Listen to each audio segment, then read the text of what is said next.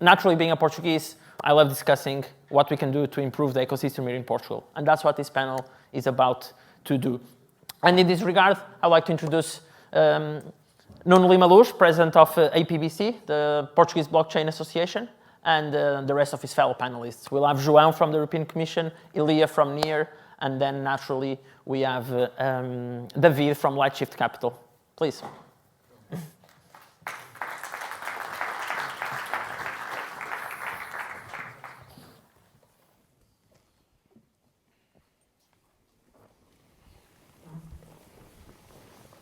I want to thank you all for being here. It's a pleasure to be in this panel and to be invited by the Reg3 Conference committee. Indeed, Portugal is arguably one of the best places in the world to live, one of the best countries in the world as well. So yeah, this topic is very important for us to discuss. Hugo already presented us very briefly, but I wanted to, for the panelists to introduce themselves as well. So we'll start with you, Illia. Sure, yeah. Well, yeah, thanks for inviting me. I'm Illia, co-founder of NIR Protocol, one of the layer ones that we're really trying to simplify how people can use the blockchain and make it scalable to a billion people. So, of course, good afternoon, boa tarde. My name is João Rodrigues Frade, and I come from the European Commission. Actually, when you think about the European Commission, probably you think about like laws and regulation, complicated things like that. I come from the DG Informatics, which is actually the tech arm of the Commission. We are not involved in policy making as such. We work with the DG Connect, that actually is the one responsible for MiCA and many other initiatives around crypto assets. But we also do actually technical work, and we are implementing something that is known for most of you as EBSI, the European Blockchain Services Infrastructure, and Portugal is part of it. And I'm here to talk about that initiative specifically. So João, but actually Commission, and from DG Digit, the technical arm of the European Commission. Hi, I'm David. I'm one of the partners at Lightshift Capital. I also lead the engineering team, and Lightshift is essentially a Web3 focused fund, early stage. We invest mostly in infrastructure or kind of the boilerplate layer of Web3.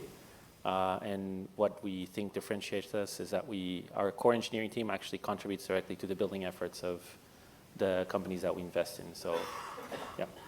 Yeah, thank you. So since last New Economy Conference in the past year, we had a lot of great things happening in Portugal, new things happening in our ecosystem. The ecosystem boomed a lot. We are thriving here in Portugal with a lot of people coming here, a lot of human and economical capital coming into Portugal, not only Lisbon, but Porto as well. We are developing a well-renowned throughout the whole world, a very renowned Web3 crypto economy ecosystem here in Portugal. We are currently discussing how we will gonna tax the capital gains and a lot of things that go on through the blockchain and decentralized ledger technologies and all the tokens that we sell, we buy, everything else. I believe we already discussed that this morning. But we had in the past year as well, in the former government, which is very similar to the actual government, a national crypto strategy being developed. I believe it's somehow stalled right now, so there's that as well. Other countries are moving forward in a very fast way. Let's think about France, for example.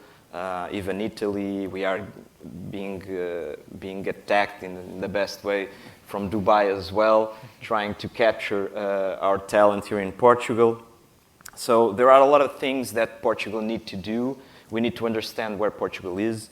And that's why I'll kick off the conversation with Illia. So you were with us last year in the conference, and you highlighted adoption as one of the key success factors for any crypto ecosystem adoption.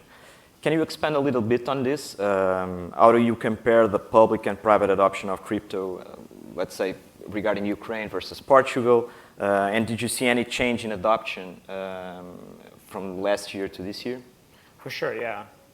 So adoption is definitely kind of the core driver for both, blockchains as well as, ecosystems, kind of geographic or kind of digital.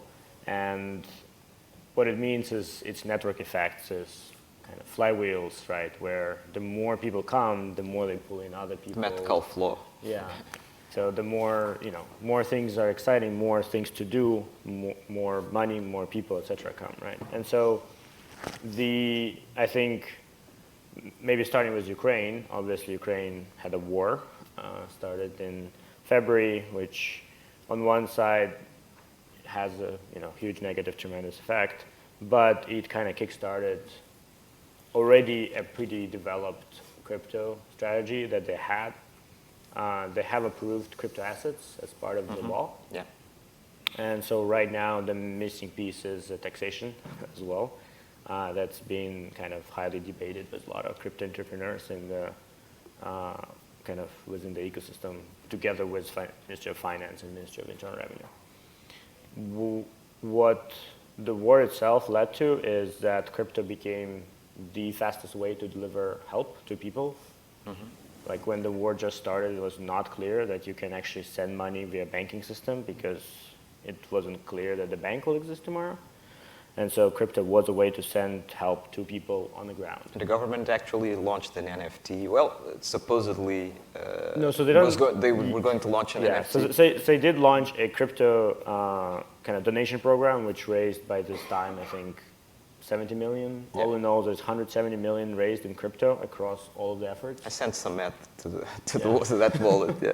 And so, and the benefit was, it was like you could deliver it really quickly. You can buy things across the border as well. So there's kind of very effective instrument. On the other side, you also have individuals who saw crypto as a safe harbor for their capital. Because at the moment, again, like let's say you're sitting in Kharkiv, it's being bombed. There's people coming actually in the town. You want to have your, like, and you flee in yourself. You don't want to have, cash or like hope that the bank will close, right? And so actually people were buying crypto. So throughout this year, the Ukraine went from top number 4 by crypto adoption to number 2 by crypto adoption. It's 15% of the population, about 6 million people. Yeah, that's fantastic. Have crypto. And so recognizing that, Ministry of Digital Transformation is doubling down. They're launching educational programs. It's going to be both directly in the app they have, which has 20 million people, and they will be propagating that through higher education and kind of other places. In your opinion, Ukraine is doing, from a public side, is doing more for crypto adoption than Portugal is doing right now? Yes. So Portugal has 2% of population have crypto, maybe 2, 3, something like that. And 4 to 10 million, so it's way smaller. Yeah. And I don't think there's like a push that this is like a very important topic through the education system, through the regulation. I know obviously Blockchain Association, like a lot of people are we're trying working, right? Through FACE as well. It's, I think kind of a,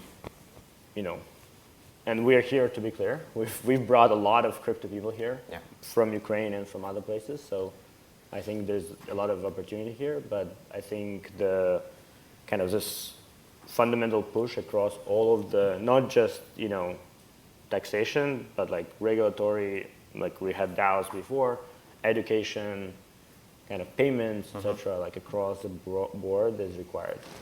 Yeah, we can come to that in a little bit. João, so as a Portuguese national, working in the core of the European Union, helping to build public adoption of blockchain through the APBC project, but not only.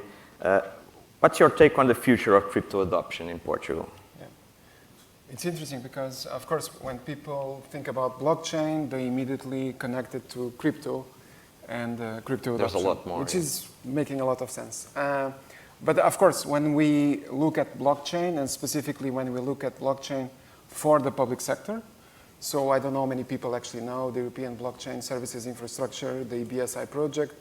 The EBSI project is an initiative of the European Commission, but also of all member states, and Ukraine now is also an observer, where actually Europe is deploying an all-European public sector-led blockchain. So you might not know this, but now you know. So you can go and Google it. And that's called the BSI. And what we have been doing there, together with the member states, does not necessarily focus on crypto.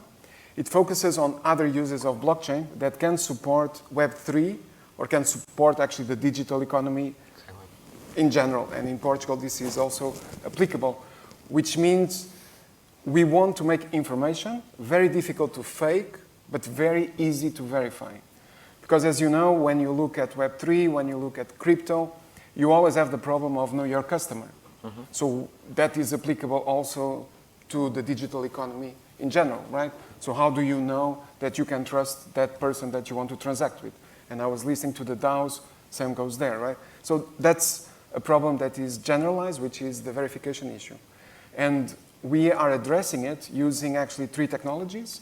So we are turning documents, but any type of information, into verifiable credentials that can then be stored on digital wallets. And the information about the issuers of those documents, because the issuers are legal entities, are stored on the blockchain. Okay.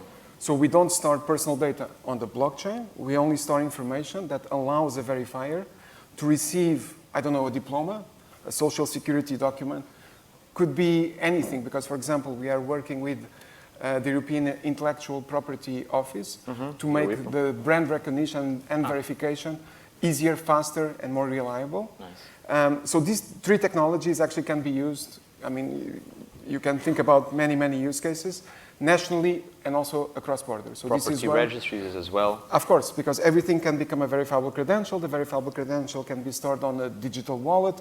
The digital wallet can then safely send that document to a verifier that then retrieves the information about who issued that document from the blockchain, is able to verify the electronic signature of that document because the public keys are on the blockchain, is able to verify that that entity is accredited, I don't know, by the Portuguese government or by any other, entity that accredits that you can trust that, I don't know, document.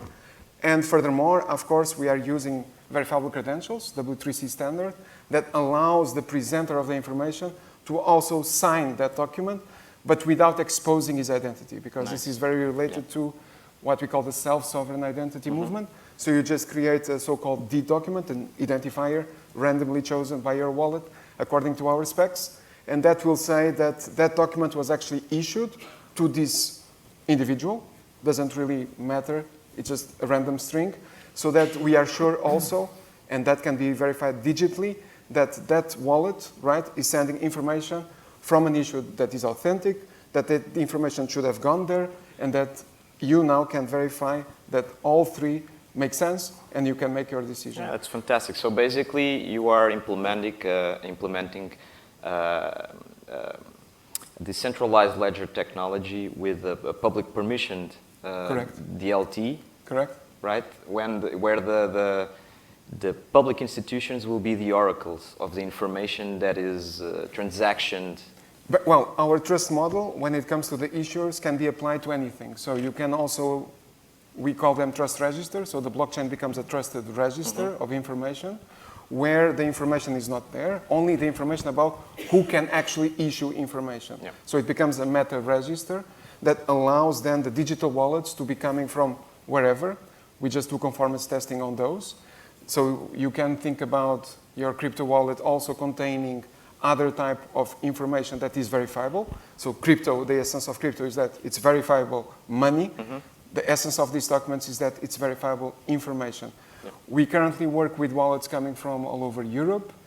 The idea, of course, is that we continue to expand on the type of documents and on the use cases that benefit from these standards, essentially, that are open and can be used. I know there is already one Portuguese company creating or developing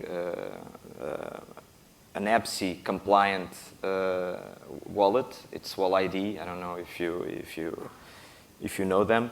How do you see that adoption, bringing the conversation back to Portugal? How do you see Portugal adapting to that? Do you see that we need a lot more participation from public institutions on that behalf, or I mean, of course, I would always I know you're more on the technical side, not on yeah, the political side, but do you envision some kind of the need to participate more on this, So on a public blockchain strategy? Yeah, we saw Politecnico da Guarda, as we were discussing, and actually we had in public an article about Politecnico da Guarda and also the European Commission and EBSI. So there was, or there is interest, real interest by Portugal in this type of technologies and use cases that can make them work in everyday life, because that's what we are interested. We see, for example, comparing a bit with Spain, where there is a real commitment and drive. So there we can see that Portugal, there is interest. There is definitely pockets here and there that are looking at this and trying to use it in the public sector, but also outside. We hope that those projects move forward.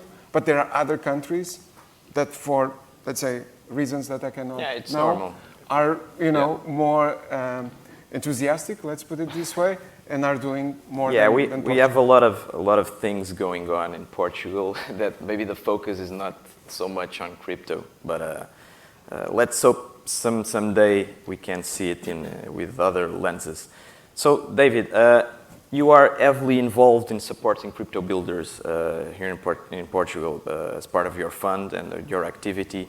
And it's fair to say that builders are a very key part on the future of any crypto economy, because they are always developing new products, new services, and moving things around. So the builder part, the projects like Illia is doing, is very important for the development of any crypto economy and for the Portuguese one as well. So what are you seeing and hearing on the ground and with the other stakeholders that makes you optimistic, or rather pessimistic, about the future of crypto in Portugal? Can you give us your insight on that? Sure. So just to clarify, we're not a Portuguese fund, so we are Portuguese founders.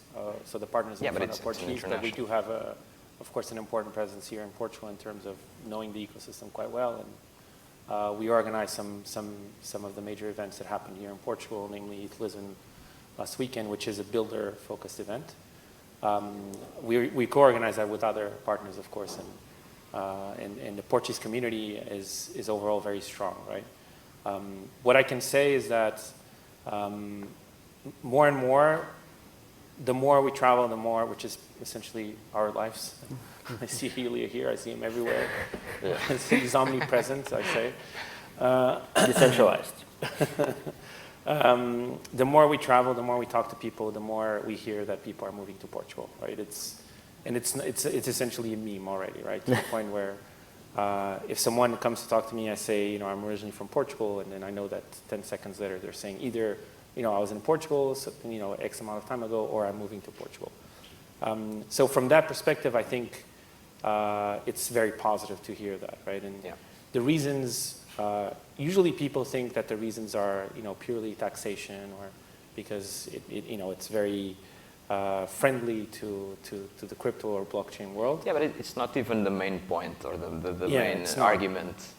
Yeah, it's not. That's one thing that I wanted to make very clear. Like, the reason why people move to Portugal, yes, it has to do with that, or it has to do with the fact that even if there's a level of uncertainty in Portugal in terms of regulation, and there's for sure a lack of strategy from public entities, Portuguese authorities or the Portuguese government or Portuguese overall are not known as aggressive or predatory, right? So if you think about the SEC, or if you think about a prosecutor in the US, like the way that they actually go up in their career is literally by catching people, even if they're not guilty, right?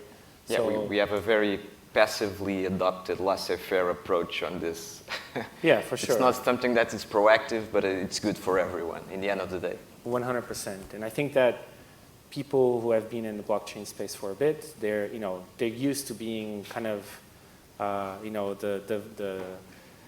the foreign body that the antibody is attacking, right? So when they get to Portugal and they understand that, I can actually relax a little bit here, and on top of that, it's a beautiful country, and on top of that, the culture is very welcoming and open-minded in many ways, closed-minded in other ways.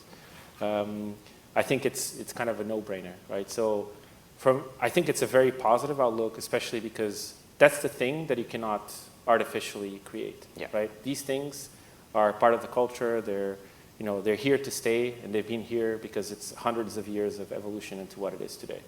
So that is, that's one thing that we have in favor of, the blockchain ecosystem growing in Portugal. And I think that what is lacking are the things that you can artificially change, or you can, kind of go for an effort. Yeah, like what? So I think we lack, for sure, public strategy, like a concerted strategy. Like I think there are some initiatives here and there, but they seem to be disconnected, or they seem to be not. You think it's important? It's a question to everybody. But you guys think it's very, very important to have the public institutions or governments moving forward on a specific crypto strategy, or they should be on more of a liberal way to deal, economically liberal way to deal with the economy, to just let everyone self-develop everything? Should I? No, yeah, you can continue, but it's an open question. Yeah, I think there needs to be a good balance, right? I think there's intervention and there's intervention. Like, I don't think that the state or the government needs to be super interventive. They just need to be, one, knowledgeable about what actually blockchain is, what the technology is. And I mean, from my experience, unfortunately, they're not, right? They don't understand these things. And I think it's normal, because even I don't understand a lot of things that are happening. Exactly. So it's normal. But what is not okay is to regulate or to write laws, to legislate without knowledge. Something you don't know, of course. Because that's just going to lead to a very bad situation, right? So while I think you need a strategy, you need a kind of common vision, and I think for sure it's a big opportunity for Portugal. And I know it's a cliche to say this, but it is really true. It's a cliche for a reason. Like, this is an insane opportunity for Portugal. Like, we're having all of these people, some of the best founders in the world, some of the best engineers in the world. Illia is here, is testament to that, right? And everywhere, here and everywhere at the same time. But he prefers Portugal, I know. And his team does too, at least the ones that I know. So they're here, they've come here, they're bringing their people, they're bringing their know-how, they're bringing economy, real economy, onto our land, into Portugal, and we need to be aware of that, and we need to do something about that. So I don't want to explain too much, because I want to. No, you guys want to add up on something? Yeah, on that? I would add. Indeed, it's like you don't need to prescribe like, hey, everybody should have a crypto education class and things like that. Like, that's not really needed. I think just giving, you can do crypto, just that is already, I think will allow everybody else to like, oh, we can do it, okay. Do we want to, do we not? Then they decide, right? I think that's a change of like, okay, you don't need to bless everything that happens in crypto. You just say it's okay to do it. And I mean, part of it, we were trying to work out the regulatory sandbox. That would be a way to do it, which is say like, okay, you can do crypto. Here is the sandbox in which you can experiment, and we'll check in with you in 2 years. And if you guys messed it up, fine. But if you figured it out, we can implement those, right? I think things like that is like, don't prescribe, kind of just give it enough encouragement that people know that that culturally it's fine. And then let them figure out like what are the things they need. Because like, partnering with Nogueira Institute to get the class there, it's totally possible. Partnering with, having events here, all those things, like we're already doing that. It's not like we don't need a global strategy for that. It's really just kind of transitioning that people are like, we're afraid of crypto to like, okay, it's fine. And now now it's normal. Like nobody's afraid of like, I don't know, AI startups. Right? Nobody's like, and maybe we should, separate point. But nobody's like, oh shit, like are we all gonna go to jail for doing AI startup, right? Yeah. And so I think that transition just needs to happen. And I think like in some places in the world it's happening. I think like in Portugal it's been definitely way better than in a lot of other places, and that's why a lot of people are here. To be clear, like on the taxation, right? If you do need, there's always ways to figure out how to like, pay the dividends and whatnot, just to be clear. And so like that's like that's just an encouragement more than. Yeah. So for you guys, taxation is a thing, but it's not the most important Yeah, thing. it's Yeah. not. Because a lot of people came to Portugal because there was that notion, wrongfully notion, that this Portugal might be a tax haven for capital gains for individual guys like us that have bought like Bitcoin in 2016 and wanted to sell it now, and was that misconception. So you guys understand that it's not the main point of coming to Portugal and developing things. Well, if you're running a business, just to finish it, if you're running a business, if you're doing things like, you are expected to pay taxes. Like it's not, nobody's running around and saying like, we're never going to pay taxes. How do we do that, right? It's like you expect to pay taxes. You want to be a good citizen to the place you're living and kind of building a business. Give back something to the community. Yeah, the question is, what is that taxes and how to make sure you don't end up like, giving out half of everything you earn, right away, even before you have liquidity. That's the other part, is like making sure that liquidity matching the taxation matches the liquidity process, which, if you have tokens, you may have them in your address, but they're locked, you cannot move them, so you cannot sell them. Like things like that, like just thinking through all this points. Yeah, we are doing our work through FACE, talking with the government and explaining to them all the intricacies, and we are collecting a lot of opinions from the stakeholders, from the industry, regarding the problems that this proposal is just a proposal, but what this proposal is proposing in terms of taxation in Portugal, and the problems that may derive from that, because this is a very new way of dealing with assets and exchanging and transacting those assets between persons in a very decentralized way. It's not nearly comparable to stocks or to other types of financial instruments, so this should have a different treatment. João? No, I just wanted to say, without playing the lawyer of the governments and the public administration, but to be fair, they have, let's say, gathered and they have created the European Blockchain Partnership, the APBC, and actually there was a representative here today of that, where they are sharing experience and they are trying to learn from one another and implement from each other, of course, what works. We have EBSI, of course I'm part of it, so I cannot promote it too much, but definitely it shows that governments are not just asleep and looking at the horizon and thinking about it. They're actually doing and they're acting. But governments cannot act as quickly as a tech startup, of course. Yeah, of course. If we look at all the regulations being, GDPR, EIDAS, MiCA, these things, of course, require different approaches depending from where you start. And governments start with, legacy, and they start, of course, looking at this as an opportunity, but they cannot, from one day to the other, forget the big picture and the fact that there must be continuity as well. Yeah, I totally agree. Well, we have 3 minutes. I wanted to give you all, both the three of you, 1 minute each, and to launch just a simple game. If you happen to be the Prime Minister of Portugal, what would be,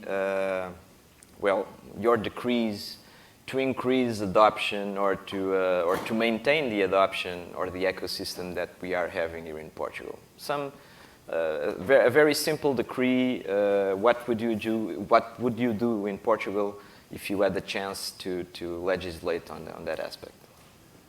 Set up a regulatory sandbox that's governed by a blockchain, so that if you want to be a company or a DAO in this regulatory sandbox, you need to register on the blockchain. The people who review it are part of a DAO, a committee, but it's all recorded, transparent, clear, and this actually also gets government to start using this very hands-on.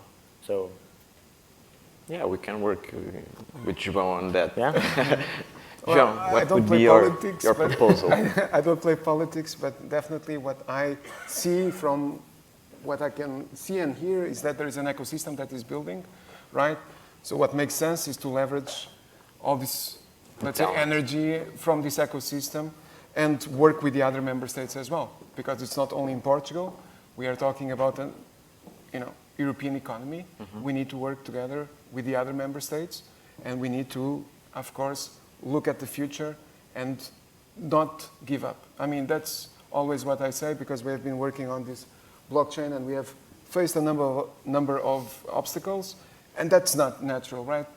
But this will come. I mean, Web3 will come, and we definitely, from the public sector perspective, even though it's not easy, we need to engage, we need to leverage and work together with the ecosystem, and I'm sure that it will produce results, maybe not in the short term, but medium and long term. This is the way to go. Yes, sorry, yeah, I don't play politics either. And just to clarify, I understand that, I think nobody that is at least minimally rational in the Web3 space thinks that nation states will disappear, right? Or at least will disappear in the next few decades. So absolutely, regulation needs to happen. I think that the most important thing is to remove that uncertainty.